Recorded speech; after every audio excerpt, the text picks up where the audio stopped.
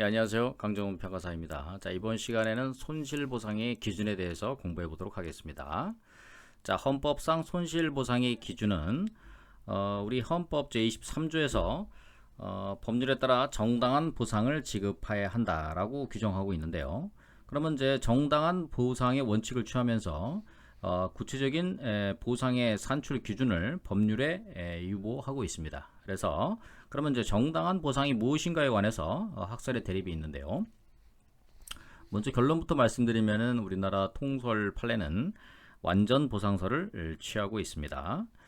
완전 보상설은 미국 수정헌법 제5조 정당한 보상의 해석을 중심으로 발전된 이론으로서 피침해 재산이 가지는 경제적 가치를 완전히 보상해야 한다는 견해가 되겠습니다.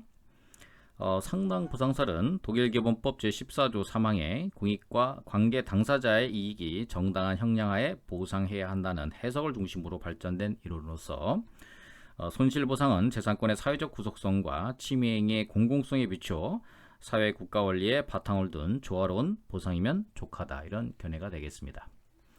절충설은요, 일본에서 발전된 견해로 완전 보상과 상당 보상을 나누어 파악하는 견해가 되겠습니다. 작은 재산 또는 기존 재산권 질서 범위 내에서 개별적인 침해인 경우는 완전 보상을 해야 하나, 큰 재산 또는 어떤 재산권의 사회적 평가가 변화되어 그 권리관계의 변형을 목적으로 하는 침해인 경우에는 상당 보상을 하여도 된다는 견해가 되겠습니다. 자, 우리나라 대법원은 보상 금액뿐만 아니라 보상의 시기, 방법에 대해서도 어떠한 제한이 없는 완전한 보상을 해야 한다라고 판시하고 있고요. 헌법재판소도 정당한 보상이란 원칙적으로 피수용자 재산의 객관적 가치를 완전하게 보상해야 한다라고 판시하고 있습니다. 그래서 우리 대부분 판례나 우리 헌재 모두 특히 67-133 전원 합의체 판결에서는 우리 헌법에 있는 정당 보상의 취지는 그 손실 보상에게 결정에 있어서 객관적인 가치를 충분하게 보상해야 된다는 취지이고, 나아가 그 보상의 시기, 방법 등에 있어서 어떠한 제한을 받아서는 아니 된다는 것을 의미한다 라고 풀이할 것이므로 라는 표현을 쓰고 있습니다.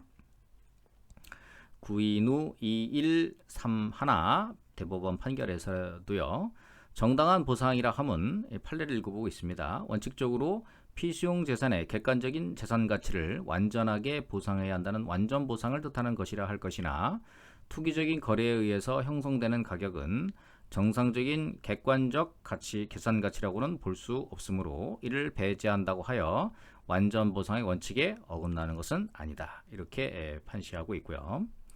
우리 헌재 89-107에서도요, 헌법 제23조 3항에서 규정한 정당한 보상이란 원칙적으로 피수용 재산의 객관적인 재산 가치를 완전하게 보상해야 한다는 완전 보상을 뜻하는 것이지만, 공익사업 시행으로 인한 개발이익은 완전 보상 범위에 포함되는 피수용 토지의 객관적 가치 내지 피수용자의 손실이라고 볼 수 없다라고 이렇게 판시하고 있습니다. 자, 그러면 이제 소결은 어떻게 보는 게 좋을까요? 결국은 헌법 제23조는 정당한 보상이란 재산권 보장의 관점에서 볼 때 완전한 보상을 의미한다, 이렇게 보는 것이 맞고요.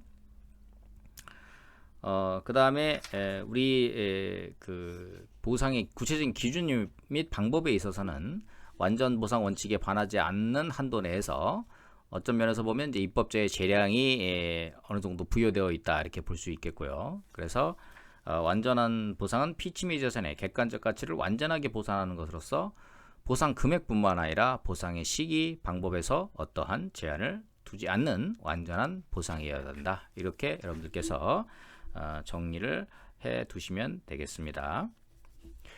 대법원 판례가 상당히 일관되게 이렇게 판시하고 있는 상황이기 때문에 여러분들이 그 판례 내용을 정확하게 숙지해 두시면 되겠고요.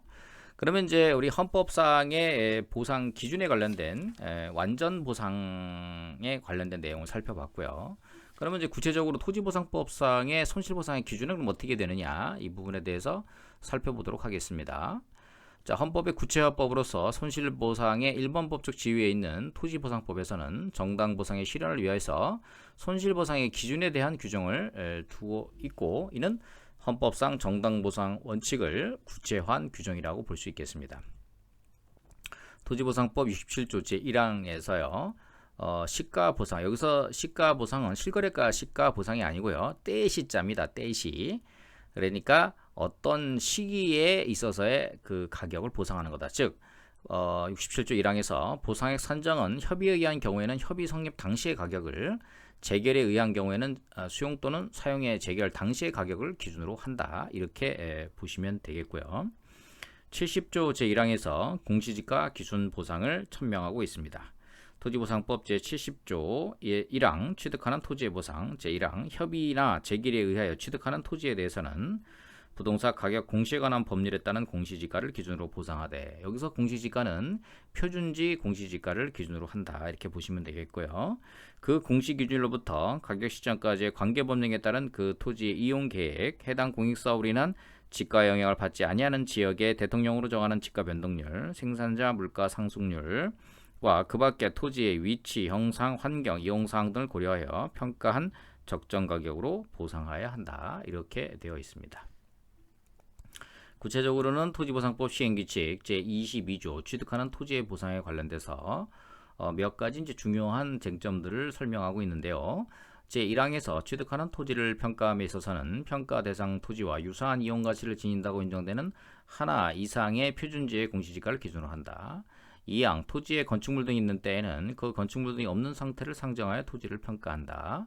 제3항 제1항에 따른 표준지는 특별한 사유가 있는 경우를 제외하고는 다음과 그 기준에 따른 토지로 한다. 그래서 1, 2, 3, 4호가 용실주지 이렇게 외우시면 되겠습니다. 국토개개미령의 법률 제36조부터 38조까지, 38조의 제39조부터 42조까지에 정한 용도지역, 용도지구, 용도구역 등 공법상 제한이 같거나 유사할 것. 용도지역이 이제 같거나 유사해야 된다. 두 번째, 평가 대상 토지와 실제 이용사항이 같거나 유사할 것. 세 번째, 평가 대상 토지와 주위 환경 등이 같거나 유사할 것. 네 번째, 평가 대상 토지와 지리적으로 가까울 것. 이렇게 되어 있습니다. 우리 대법원판 2011-104253에서는 토지보상법 제 시행규칙 제22조에 관련돼서는 법령보충적 행정규칙이라고 하는 판례가 있습니다. 이 판례는 여러분들께서 잘 좀 기억을 해 두시기 바랍니다. 제7판 기준에서 410페이지 보시면은 공익사업을 위한 토지 등의 취득 및 보상의 법률 제68조 3항은 협의 취득의 보상액 산정에 관한 구체적 기준을 시행규칙에 위임하고 있고, 위임 범위 내에서 공익사업을 위한 토지 등의 취득 및 보상에 관한 법률 시행규칙 제22조는 토지에 건축물 등이 있는 경우에는 건축물 등이 없는 상태를 상정하여 토지를 평가하도록 규정하고 있는데, 이는 비록 행정규칙의 형식이나 공익사업법의 내용이 될 사항을 구체적으로 정하여 내용을 보충하는 기능을 갖는 것이므로 공익사업법 규정과 결합하여 대외적인 구속력을 가진다. 여기서 이제 토지보상법 시행규칙 22조가 비록 행정규칙의 형식이나 이런 표현이 있는데요. 제가 본 강의 시간에도 많이 설명을 드렸는데, 이 취득한 토지의 보상은 과거에 공특법 시행규칙에 있었습니다. 즉 사법의 시행규칙에 있다 보니까 종전에 이거를 그냥 행정규칙으로 불렸다가 2003년 1월 1일 통합이 되면서 토지수용법은 공법이었고 공특법은 사법이었는데, 공공용지 취득 및 손실보상에 관한 특례법, 공특법과 토지수용법이 2003년 1월 1일 통합이 되면서 공특법 시행규칙이 토지수용법의 그 하위 시행규칙으로 들어가면서 토지보상법이 통합이 되면서 완성이 되었습니다. 따라서 공법의 사법의 시행규칙이 들어가다 보니까 지금 현재 시점까지 왔던 토지보상법 시행규칙 22조는 상위 법령과 결합해서 대외적인 구속력이 있는 법령 보충적 행정규칙으로 이렇게 판시하고 있다. 이렇게 여러분들께서 정리를 해 두시면 되겠습니다. 자, 먼저 시가보상 27조 1항에서 때시라고 했습니다. 협의 당시, 재결 당시 가격을 기준으로 평가해서 보상한다. 그 다음에 70조 1항에서 공시지가 기준 보상, 그 다음에 67조 제2항에서 개발이익 배제 관련 기준입니다. 그래서 67조 2항을 보시면 보상액을 산정할 경우에 해당 공익사업을 인하여 토지 등의 가격이 변동되었을 때는 이를 고려하지 아니한다. 바로 이게 개발이익의 배제 관련된 규정이 되겠습니다. 개발이익이라는 것은요, 공익사업의 계획 또는 시행의 공고 또는 고시나 공익사업의 시행에 따른 절차 등으로 인해 토지 소유자의 노력에 관계없이 지가가 상승하여 현저하게 받은 이익으로 정상지가 상승분을 초과하여 증가된 부분을 말합니다. 토지보상법상의 개발이익 배제 제도가 종전에는 미흡했지만 토지보상법 67조 2항에서 명문으로 규정했고요. 종전에는 이런 내용이 없었습니다. 그 다음에 70조 제2항, 칙 23조 이런 곳에서 곳곳에서 개발이익 배제를 규율하고 있다. 이렇게 보시면 되겠고요. 그 다음에 이제 토지보상법에서는 생활보상 원칙에 관련된 내용들을 좀 더 종전 법률보다 좀 더 강화를 했다. 이렇게 보시면 되겠습니다. 즉 손실보상은 이제 대물적 보상에 의한 재산 상태 확보만으로는 사실상 이제 부족하고 적어도 수용이 없었던 것 같은 생활 재건의 확보를 내용으로 하는 재산권의 존속 보장으로서 생활 보상을 해야 된다라는 내용들이 되겠습니다. 그래서 토지보상법에서는 78조에서 이주대책을 규율하고 있고요. 주거용 이주대책이죠. 78조의 2에서 공장부지 제공자에 대한 이주대책, 그 다음에 토지보상법 시행규칙 제54조에서 주거 이전비를 규율을 하고 있습니다. 78조 1항 4항을 모두 강행규정으로 판시하고 있고요. 토지보상법 시행규칙 제54조 제2항도 마찬가지 세입자의 주거이전비 지급에 관련된 내용을 강행규정으로 판시하고 있습니다. 따라서 대법원에서 이러한 강행규정으로 판시함으로 인해서 사실상 생활보상에 관련된 이주대책이라든지 주거이전비는 필수적으로 지급을 해야 하는 그런 성격의 보상이 되겠다. 생활보상의 성격이다. 이렇게 여러분들께서 보시면 되겠습니다. 자, 이번 시간에는 여기까지 하고요. 항상 최선을 다하고 포기하지 않는 자세로 임할 때 감정평가사 꼭 합격한다. 이렇게 말씀드리겠습니다. 감사합니다.